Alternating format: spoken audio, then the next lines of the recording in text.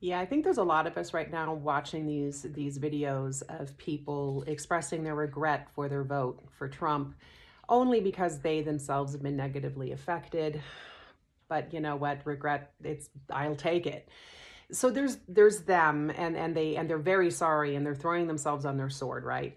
But then there's the other ones. There's the ones who I've been kind of keeping an eye out for, where they are losing their farm, their ranch, they've lost their jobs, they've been blindsided by the lying orange fraudster. They never saw it coming that he was going to screw them over.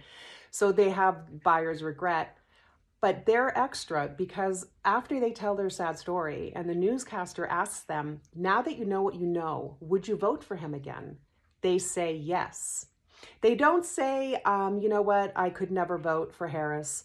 I maybe would have voted third party, or I would have not voted at all. No, they're going to vote for Trump again so that he can set their lives on fire again. And it's fascinating and disheartening. Just wow. But then I think about it and I'm like, it's not that crazy because this is how humans are, right? We will double and triple down on bad judgment calls and on bad decisions because our pride is at stake, our ego is at stake, and our shame.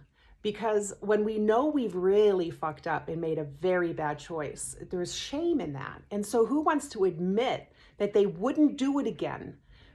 Right? You don't want to admit it because then the shame gets to kind of win and we have to really own it. And these folks aren't ready to do that. And so the newscaster just kind of shakes their head and goes, I don't think they didn't really know what to say.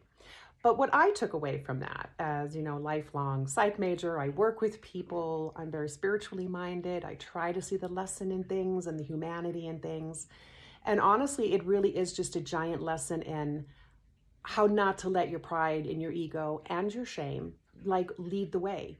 Own your bad choices and say it out loud. I wish I could do it over. I wish I could take it back and I can't and I'm embarrassed or whatever it is. Do you have something like that in your life? I'm looking at my life thinking, is there some judgment call I made that I'm really embarrassed about? Is there something I did to a person that I've never really owned it? I never really apologized because my pride wouldn't let me. Is there anything between my kid and me that I haven't really cleaned up well with her because of my pride? I'm saying, let's look around us. Let's learn from each other. And this is a huge lesson in, again, kind of curbing your ego and admitting and embracing the fuck up and just saying, I won't do it again. I know better now.